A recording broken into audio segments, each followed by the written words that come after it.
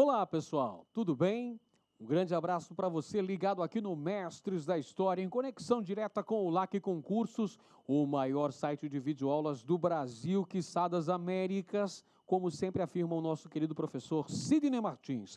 Pois é, pessoal, eu, professor Edenilson Moraes, estou de novo na área e se derrubar é pênalti, e eu venho trazendo o prosseguimento desse nosso projeto pedagógico que visa a sua qualificação, que visa a sua preparação para você ficar competitivo para o concurso da ESA. E a gente segue estudando História do Brasil. Hoje a gente vai falar especialmente sobre organização político-administrativa no período colonial. Vou traduzir em miúdo, vou trocar em miúdo para facilitar para você. Hoje a gente fala sobre governo geral. Na aula passada, você está lembrado? Nós falamos sobre capitanias hereditárias. Então a gente vai dar prosseguimento ao nosso curso.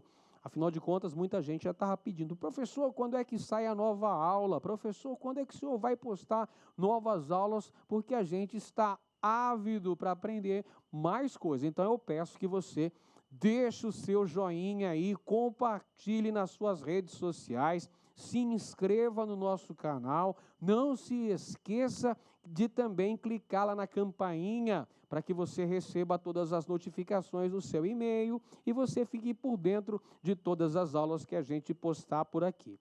Vamos que vamos, pessoal, porque não temos tempo a perder. Sucesso é aquilo que acontece depois de você ter sobrevivido a todos os seus fracassos. Então é assim que funciona, pessoal. De fracasso em fracasso, você vai quebrando a cara, levanta, sacode a poeira, dá a volta por cima, até chegar à sua gloriosa vitória. Vamos que vamos. Pessoal, governos gerais. A gente vai falar hoje sobre governos gerais. Governos gerais foi uma forma de administração centralizada, criada pelo governo português no ano de 1548, porque o sistema descentralizado das capitanias hereditárias não estava sendo plenamente exitoso.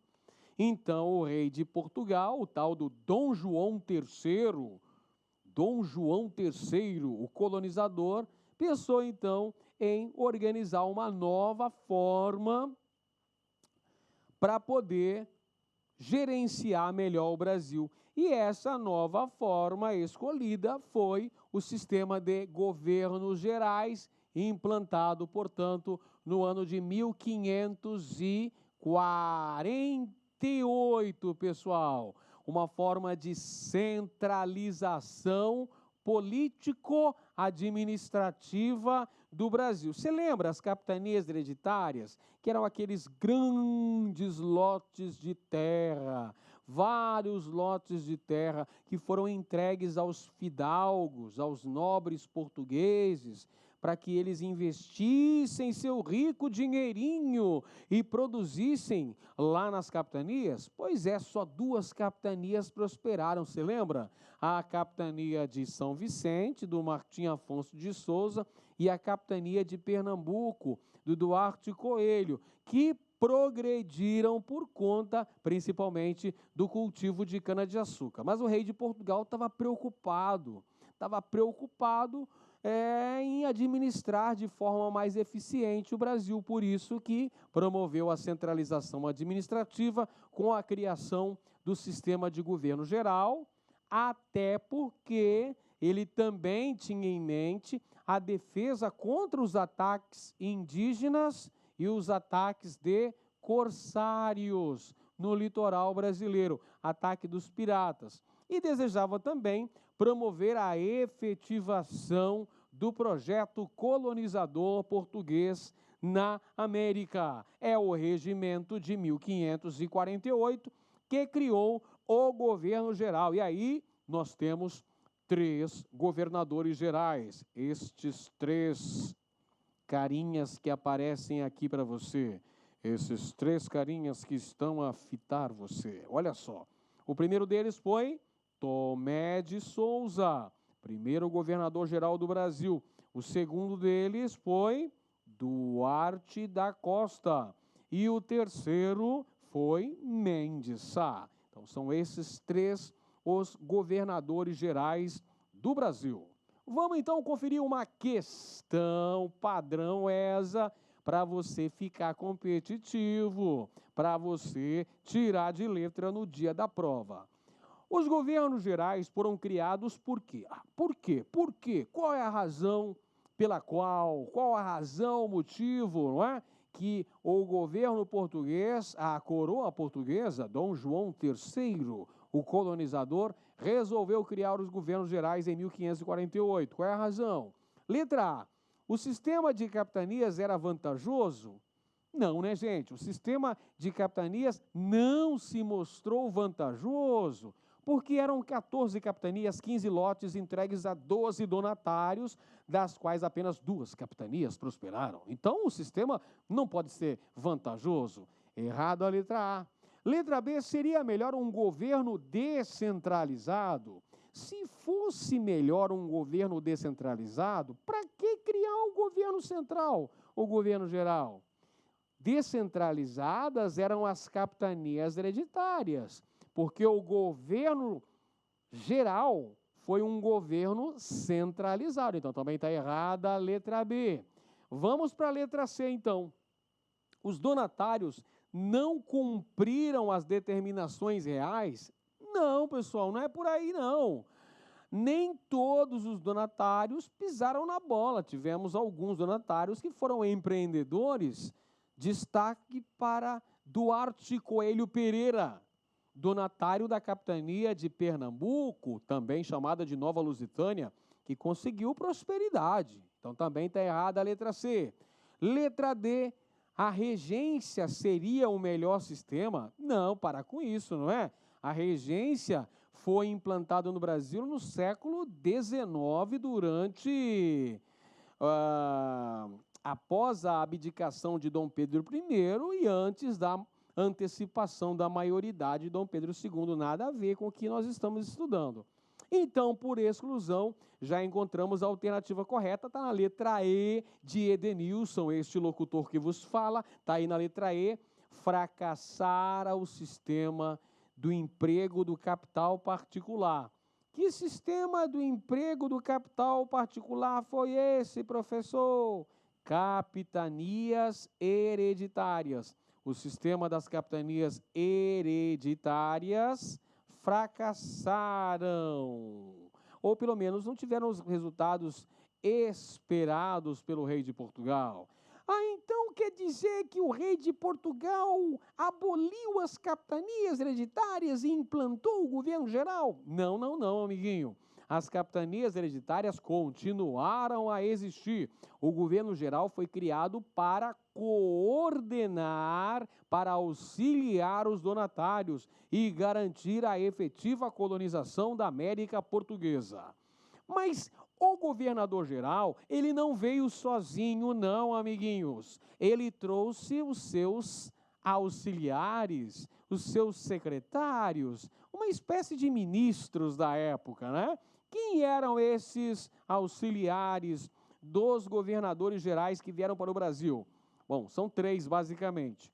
O provedor-mor, o capitão-mor e também o ouvidor-mor. O provedor-mor era o encarregado pela grana, encarregado pela bufunfa, né? Encarregado pelo carvão, arame, cascalho, né? Pela grana aí. Finanças, arrecadação de tributos e gastos estavam relativos ao provedor-mor. O capitão-mor, por sua vez, era responsável pela defesa e pela vigilância no litoral, enquanto que o ouvidor-mor era responsável pela aplicação da justiça, na colônia. Então, temos esses 3 asseclas do governador geral. O provedor-mor, encarregado das finanças, o capitão-mor, responsável pela defesa, e o ouvidor-mor, que era o encarregado pela justiça. Muito bem. Questão número 2, padrão ESA na área. No sistema de governo geral implantado no Brasil em meados do século XVI, era responsável pela aplicação da justiça. Quem que era o ministro da justiça da época, né? Na verdade, ele era chamado de ouvidor-mor aqui na colônia. Quem que é esse cara? Ouvidor-mor. Alternativa correta, letra E de Edenilson, este locutor que vos fala. Tá aí para você. Próxima questão. Pelo Estatuto do Governo Geral, o governador recebeu alguns auxiliares diretos. Você acabou de ver, são 3 auxiliares. Provedor-mor, capitão-mor e ouvidor-mor. Legal. Ao provedor-mor caberia... Qual que era a tarefa do provedor-mor? Você lembra? Bufunfa, carvão, arame. Era grana, meu amigo. Provedor-mor, encarregado, então, da cobrança de impostos, encarregado do orçamento da colônia, das finanças. Então, o objetivo dele era cobrar impostos e solucionar problemas financeiros. Alternativa correta, letra B de bocejo. Muito bem. Aí as outras, professor, as outras não tem nada a ver, olha só. Defender as costas brasileiras dos ataques? Não, esse aqui é o capitão-mor. Administrar a justiça da colônia? Não, esse aqui é o ouvidor-mor, beleza? Policiar o interior brasileiro? Nada disso. Difundir na colônia a religião católica? São os padres. Então, a alternativa correta aqui, cobrar impostos, solucionar problemas financeiros. Esse é o nosso bom e velho provedor-mor. Mais uma questão chegando aí firme e forte para você, pessoal. No sistema do governo geral, no Brasil, cabia ao ouvidor-mor. Cara, presta bem atenção. Ouvidor-mor era uma espécie de ministro da justiça. Então, o que o cara fazia? Pô, aplicar, né, a justiça na colônia. Solucionar os problemas relativos à justiça. Tá aqui a alternativa correta, letra E de Edenilson. Puxa vida, só tem letra E aí, hein, meu amigo? É uma coincidência. Continuando a nossa aula sobre administração colonial, pessoal, nós sabemos que em 1548, o rei de Portugal lançou um regimento criando o sistema de governo geral, justamente em razão do insucesso das capitanias. Só 2 capitanias tinham prosperado, então o rei de Portugal ficou bastante preocupado diante desse sistema. E aí, visando a centralização administrativa, visando também o auxílio aos donatários, ele cria o cargo de governador geral, nomeando o primeiro deles, que foi Tomé de Souza. Então, vamos lá. A criação de um governo geral no Brasil em 1548 decorreu do que, cara pálida? Vamos analisar as alternativas. Letra A, do insucesso de todas as capitanias hereditárias. Amiguinho, pequeno gafanhoto, todas as capitanias foram fracassadas? Todas, não teve nenhuma que se salvou? Não, professor, teve 2 que se salvaram. Pernambuco e São Vicente foram capitanias prósperas. Então, quando ele fala que todas tiveram insucesso, está errado. Toda vez que aparecer, pessoal, todas, nenhuma, sempre, nunca, exclusivamente, vai estar errada essa afirmação, gente. Então, a letra A está incorreta. Vamos já eliminando a letra A. Excluímos a letra A. Letra B, da política centralizadora da administração colonial espanhola, verificada com a União Ibérica. Gente, presta bem atenção. A União Ibérica foi um período em que Portugal estava atrelado politicamente à Espanha. Este período vai de 1580 até 1640. É um período posterior à criação do governo geral. Está aqui, ó, acompanha. O governo geral foi criado em 1548, está aqui no enunciado da questão. Então, vamos também eliminando a letra B, também está errada. Letra C, da necessidade de intensificar a luta contra os espanhóis a partir de um centro irradiador de forças. Gente, a luta contra os espanhóis não é o que vai mobilizar o rei de Portugal a criar o sistema de governo geral. Letra D, da necessidade de coordenar a colônia e promover a centralização administrativa. Aí sim, né, meu amigão? Aí sim nós encontramos a alternativa correta. Centralização político-administrativa, efetivação da colonização brasileira, garantia da defesa do território. Esses são motivos da criação do governo geral por parte da coroa portuguesa no ano de 1548. E letra E, da descoberta de metais preciosos no Brasil, exigindo um representante do rei na colônia. Nós sabemos que as descobertas expressivas de metal precioso, de ouro no Brasil, só ocorrem na última década do século XVII, lá por volta de 1695, aproximadamente, em Minas Gerais, obra e graça da atuação dos bandeirantes. É um outro contexto histórico mais para frente que a gente vai analisar ao longo do nosso curso aqui no Mestres da História. Você pode ficar tranquilo, take it easy, man, que eu vou trabalhar também.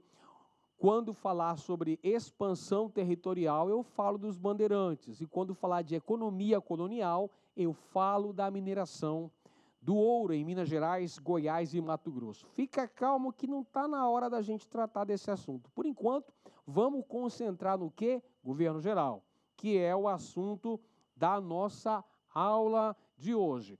Nós estamos tratando da administração colonial, não é isso? Ah, é isso sim, tio Ed. O senhor está falando aí sobre administração colonial. O senhor falou sobre a criação das capitanias hereditárias. O senhor já falou que teve 3 governadores gerais, Tomé de Souza, Duarte da Costa e Mendes Sá. E a gente está esperando o senhor falar do governo de cada um desses caras. Calma, eu vou falar. Eu vou apresentar as características.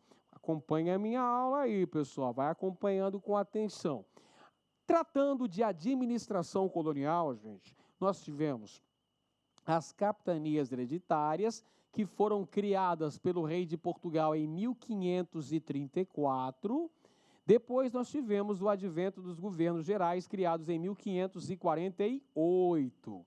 Bacana. As capitanias hereditárias se caracterizavam pela distribuição de imensos lotes de terra que iam do litoral do Oceano Atlântico até o limite estabelecido pelo Tratado de Tordesilhas, né? Vou até fazer um desenhinho aqui, ó, da hora, um desenhinho legal, malematentiano, né? Olha só, eram as capitanias hereditárias, olha só, eram grandes lotes de terra que iam então do litoral até a linha imaginária do Tratado de Tordesilhas.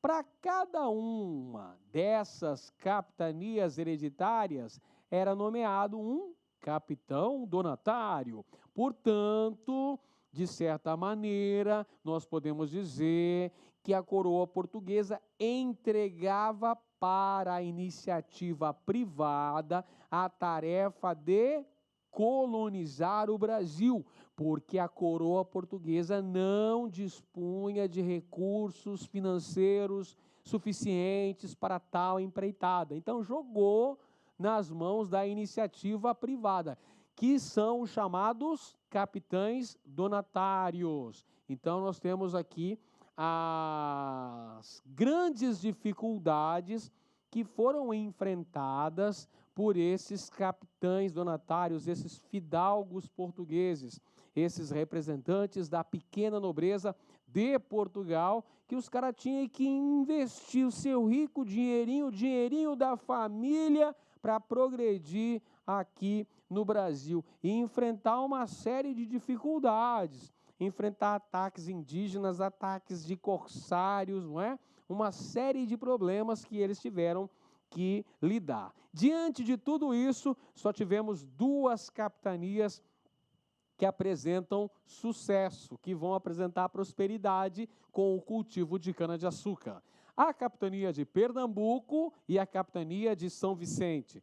Diante desses resultados insatisfatórios por parte da grande maioria das capitanias hereditárias, o rei de Portugal resolve, então, centralizar a administração, criando o cargo de governador-geral e criando os seus auxiliares, os 3 auxiliares do governador-geral. O provedor-mor, encarregado das finanças, o capitão-mor, encarregado da defesa, e o ouvidor-mor, responsável pela justiça. Então, vem para cá, para o Brasil, 1549, quem que vem? Vem os governadores gerais com os seus auxiliares para apoiarem os donatários. Isso aqui é muito importante, pessoal, porque a criação do governo geral não significa a extinção das capitanias. O que é isso? Eu não falei isso, cara. As capitanias hereditárias continuam existindo.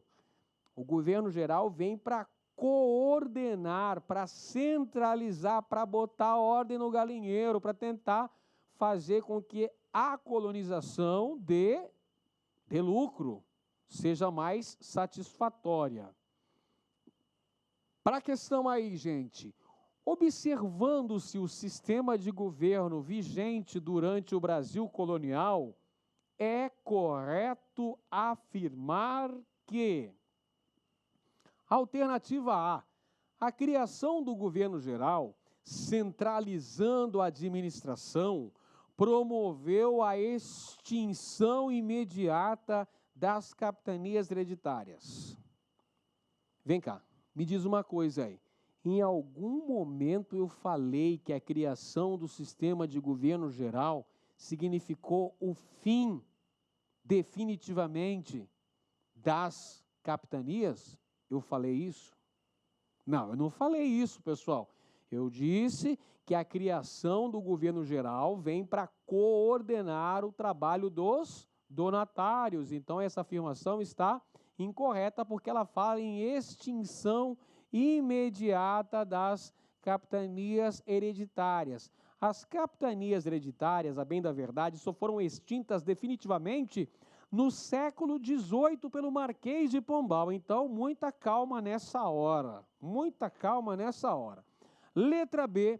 O sistema de câmaras municipais instituiu 2 novas políticas administrativas: as sesmarias e o serviço militar compulsório. O que é serviço militar compulsório? Serviço militar obrigatório. O cara com 18 anos se alistar para fazer o serviço militar. Errado, pessoal, porque a obrigatoriedade do serviço militar no Brasil só vem lá no século XIX, depois da Guerra do Paraguai, depois da Guerra da Tríplice Aliança. Nada a ver, então, também está incorreta a letra B. Letra C, o sistema de capitanias hereditárias já havia sido empregado por Portugal na administração da Ilha das Canárias. Cara, peraí, essas Ilha das Canárias, ó, não é Canária não, professor, Ilha das Canárias, não é Ilha das Canárias. Até que seria legal uma Ilha das Canárias, né? Até queria dar uma passeada lá, de repente podia ser um turismo bem interessante. Mas é Ilha das Canárias. Ilha das Canárias, passarinho. Essa ilha aí, pessoal, pertencia à Espanha, não tinha nada a ver com Portugal.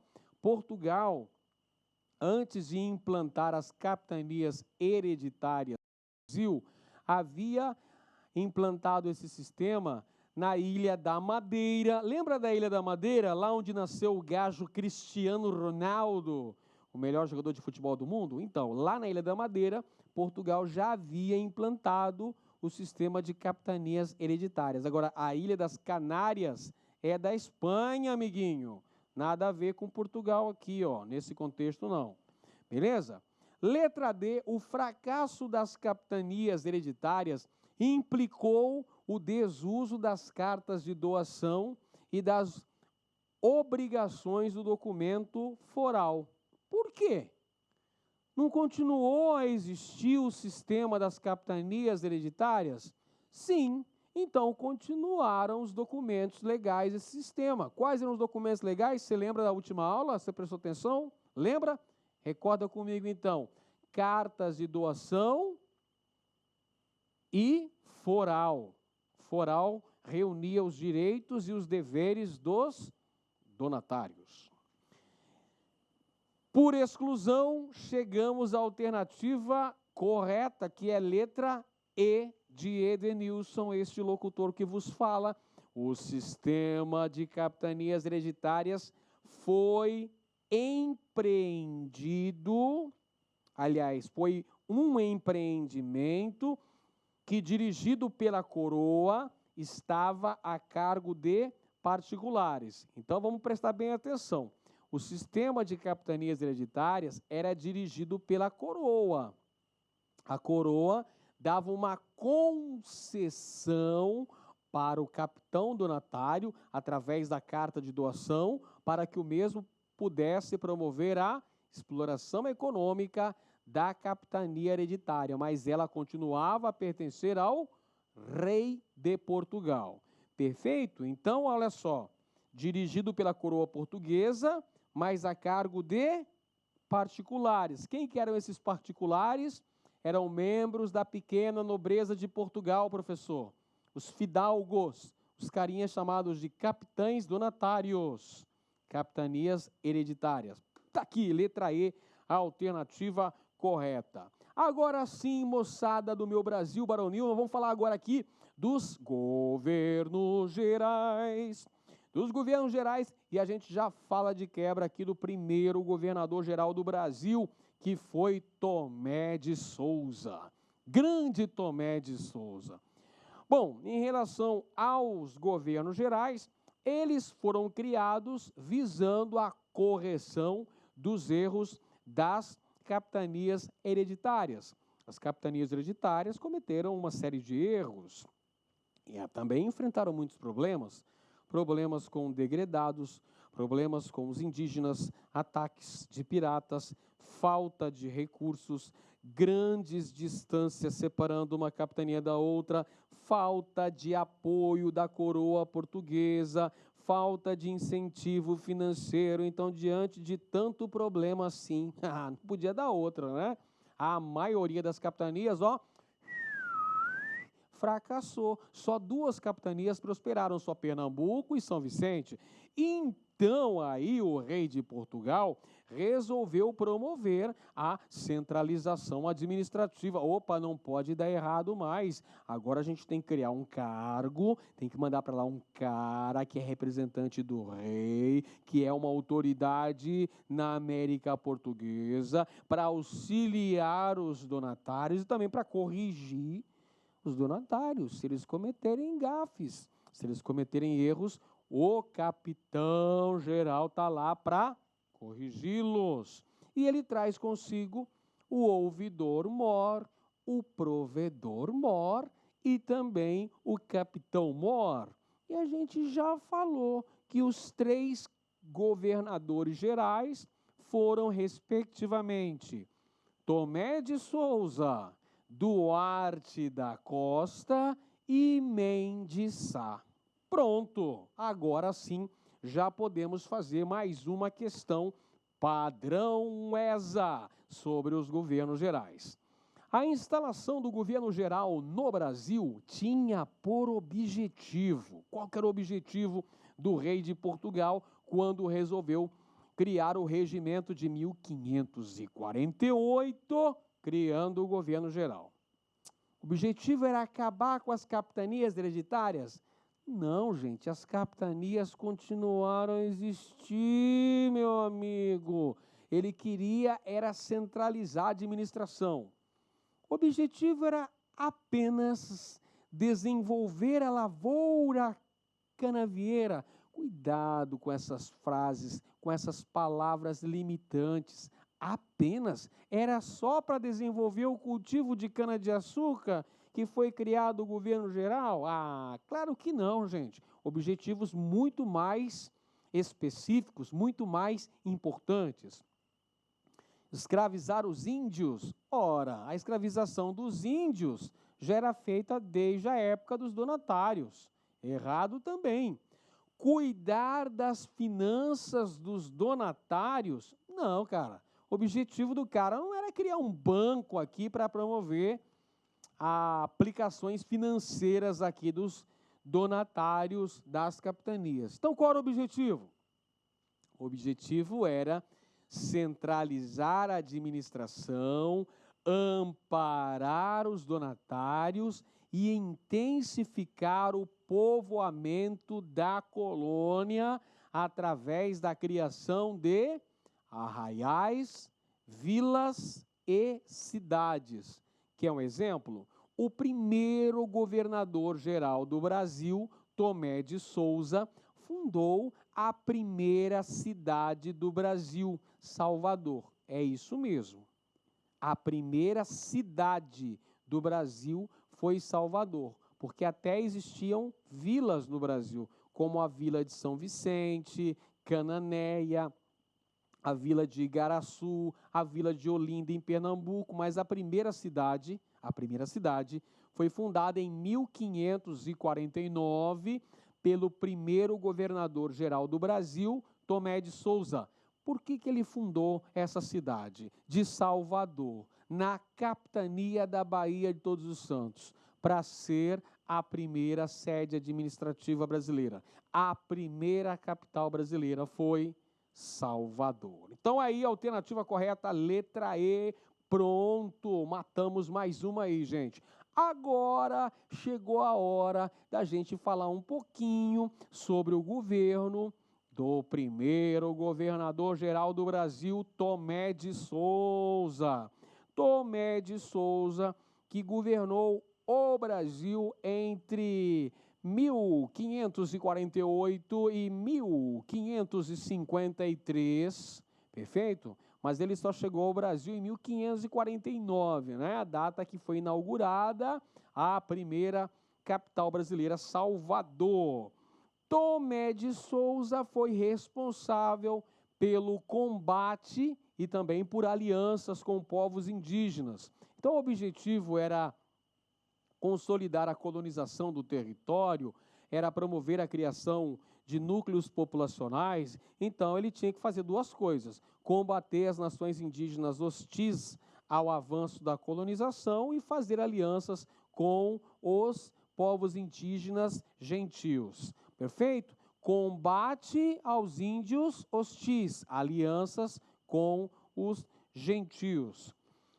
Fundação de vilas, povoações e feiras. Olha o desenvolvimento, o povoamento do território da América Portuguesa. Incentivo ao desenvolvimento do cultivo de cana-de-açúcar. Não é à toa que a principal atividade econômica desenvolvida pelos portugueses nessa época no Brasil foi a lavoura de cana-de-açúcar. E a construção daquela que foi a primeira capital brasileira, Salvador, inaugurada em 1549. Esse foi o nosso bom e velho primeiro governador-geral, Tomé de Souza. Está aqui ele na sua tela. Próxima questão, mais uma questão padrão ESA. O primeiro governo-geral do Brasil foi instalado em... Qual é a cidade, pessoal, que sediou o primeiro governo-geral brasileiro. Trocando em miúdos para você, qual foi a primeira capital do Brasil? Qual foi? Alternativa A, São Luís. Alternativa B, Fortaleza. Alternativa C, Olinda. Alternativa D, Salvador. Alternativa E, Rio de Janeiro. Essa aqui tá melzinho na chupeta. Essa aqui tá mole, mole, mole, hein, pessoal? Fala a verdade.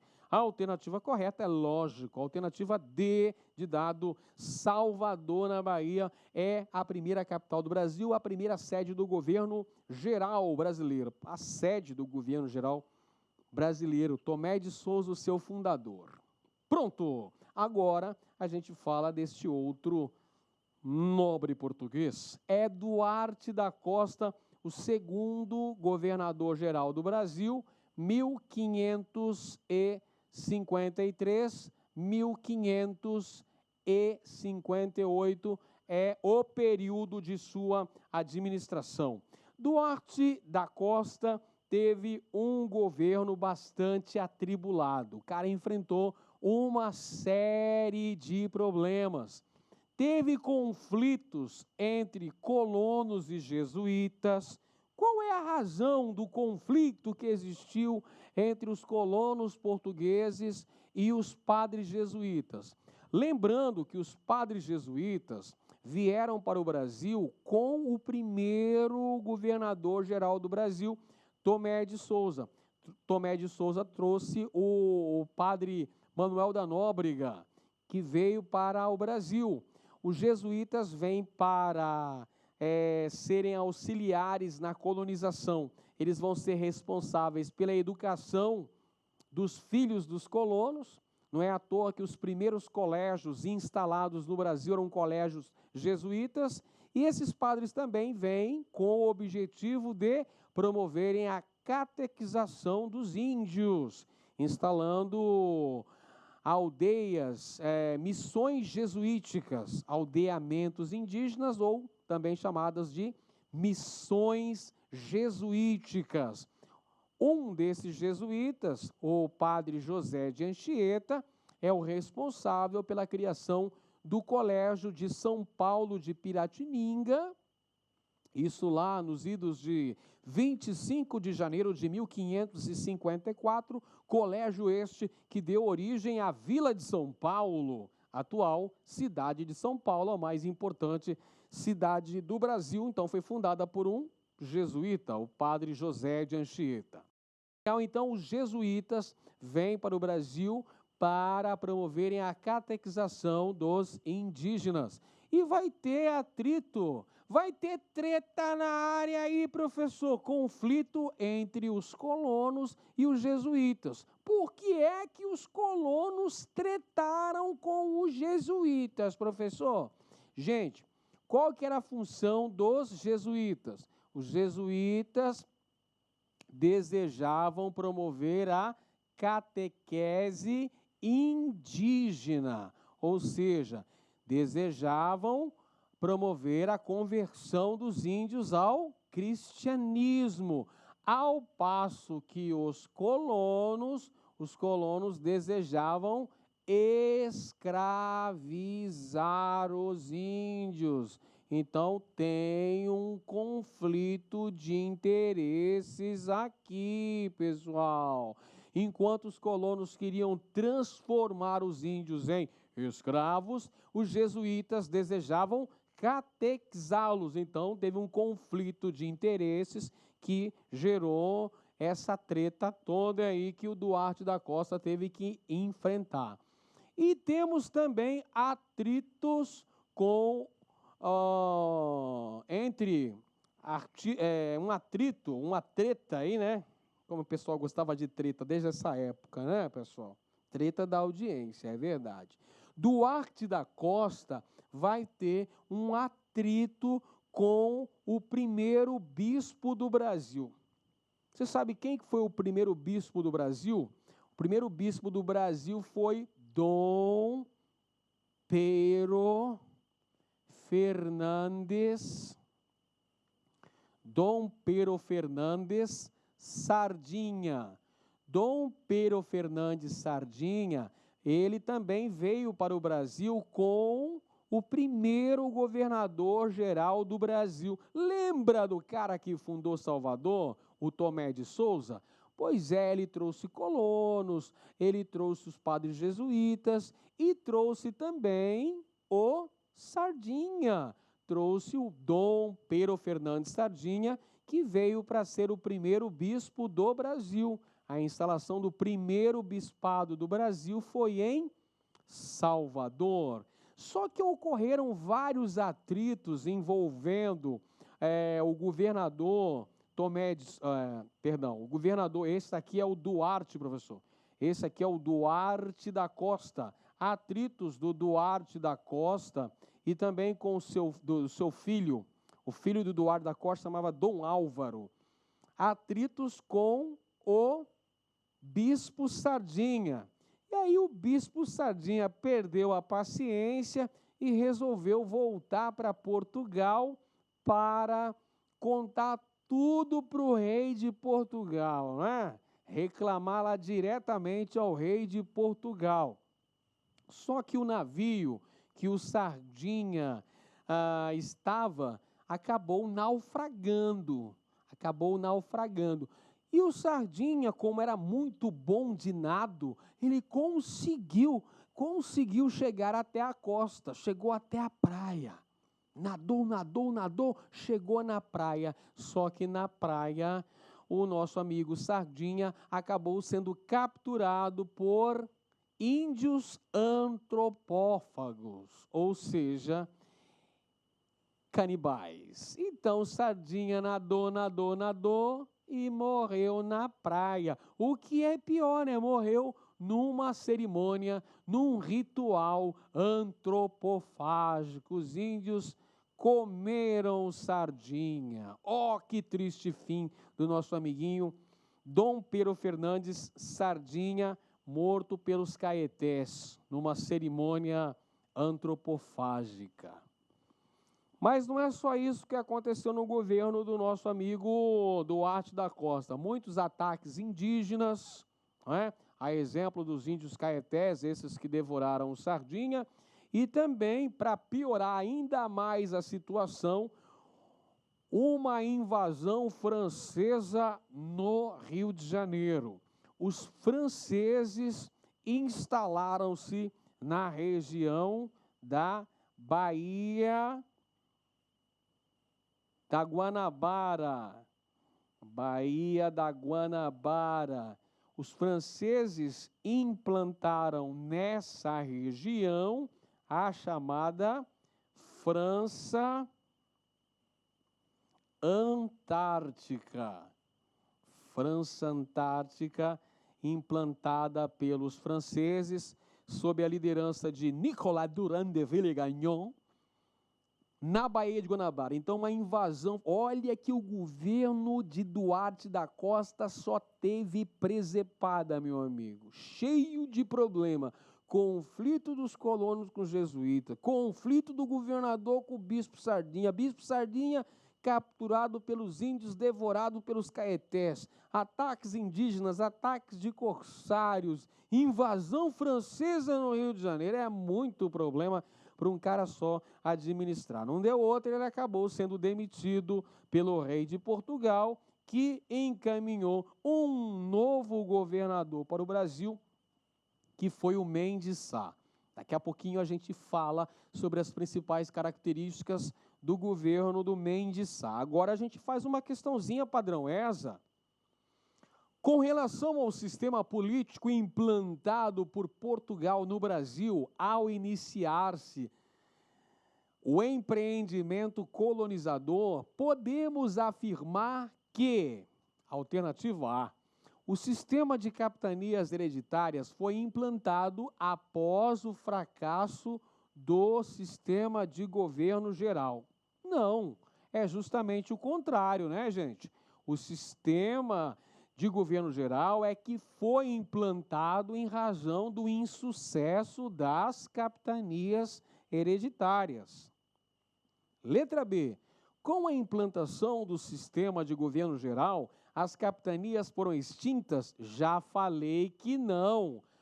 O governo geral foi implantado para coordenar o trabalho das capitanias hereditárias. Letra C. Duas inovações surgiram após a instalação do governo geral: as sesmarias e o monopólio da coroa. Para com isso! Desde a época das capitanias hereditárias, já vigorava o sistema das sesmarias, distribuição de terras destinadas à colonização, e o monopólio da coroa, o estanco real. Errado a letra C também. Letra D. A criação do governo geral representou uma tentativa de Portugal no sentido de centralizar a administração. Agora sim você falou a minha língua, né, cara? Centralização administrativa, essa é a principal razão da criação do sistema de governo geral. A alternativa D de dado. E letra E, com o fracasso das capitanias hereditárias, as câmaras municipais deixaram de existir. Gente, as câmaras municipais são a primeira instância de poder estabelecida por Portugal aqui no Brasil. Elas funcionam até hoje, pessoal. Desde a criação da primeira Câmara Municipal no Brasil, que foi em 1532, lá em São Vicente, elas sempre são responsáveis pela administração local. Muito bem. Agora sim, chegou a hora de falar desse carinha que apareceu na sua tela. E tá sisudo, olha só. Esses olhos penetrantes, essa cara de mal. Mendes Sá, terceiro governador geral do Brasil, de 1558 até 1572. O cara foi tão bom, mas tão bom que ficou até morrer. Brincadeira, né? Apesar dele já querer ir embora, já estava velhinho, já estava cansado, querendo voltar para a terrinha, ou seja, voltar para Portugal, mas o rei falou, não, fica aí que você é bom, fica por aí que você está fazendo um bom serviço. Ficou até morrer, o nosso amiguinho Mendes Sá. Olha só, Mendes Sá teve como principais responsabilidades o restabelecimento da paz interna aqui na América Portuguesa, aqui no Brasil. Por quê? Porque haviam muitos conflitos com diversos povos indígenas, havia também o estabelecimento de uma colônia francesa na Baía da Guanabara.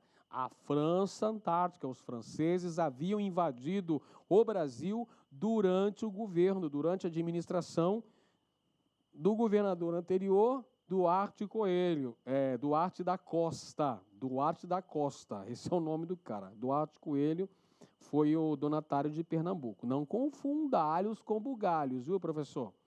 Duarte da Costa foi o segundo governador geral. Ele visava também uma integração dos índios à cultura cristã. Para isso foi importante a atuação dos padres jesuítas, com destaque para o nosso amiguinho José de Anchieta. Lembra dele? Acabei de falar dele agora há pouco. Fundador do Colégio de São Paulo de Piratininga, que deu origem à Vila de São Paulo. Pois é, o Anchieta atuou auxiliando o Mendes Sá na pacificação dos indígenas que haviam participado da chamada Confederação dos Tamoios. E ele também, juntamente com o seu sobrinho Mendes Sá, o sobrinho dele chamava-se Estácio de Sá, fundadores da Vila de São Sebastião do Rio de Janeiro, em 1º de março de 1565. Se não me falha a memória, eu estava lá, mas já esqueci um pouquinho, acho que é 1º de março de 1565. Então, Mendes Sá, responsável pela expulsão dos franceses da Baía de Guanabara, e o seu sobrinho, o sobrinho do Mendes Sá, como é que era o nome dele? Estácio de Sá. O Estácio de Sá, responsável pela fundação do Rio de Janeiro. Estácio de Sá, inclusive, que levou uma flechada no olho, hein, cara? Brincadeira, morreu, levou uma flechada envenenada aí no olho. Questão padrão ESA para você. Vamos lá para a gente qualificar a nossa aprendizagem. Podem ser listados como fatos relacionados diretamente ao governo de Mendes Sá. Letra A. Invasão da Guanabara e fundação de Salvador. Não, peraí. A invasão da Guanabara aconteceu no governo do segundo governador-geral, o nosso amiguinho Duarte da Costa. A fundação de Salvador, por sua vez, foi no governo do primeiro governador-geral, nosso amiguinho Tomé de Souza. Então, a letra A vamos eliminar, excluída a letra A. Letra B, construção dos fortes de Bertioga e Ilhéus e término dos ataques indígenas no Nordeste. Nada disso, pessoal, até porque os conflitos indígenas na região Nordeste continuaram, pelo menos até o século XVIII, né, quando da ocorrência da Guerra dos Bárbaros, quando da expansão territorial e o crescimento, o desenvolvimento da criação de gado, a pecuária na região do Vale do Rio São Francisco, que a gente fala na aula sobre a expansão territorial. Errado também a letra B.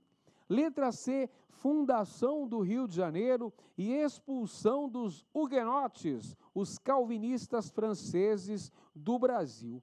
Beleza, fundação do Rio de Janeiro, São Sebastião do Rio de Janeiro, 1º de março de 1565, foi Estácio de Sá, sobrinho de Mendes Sá.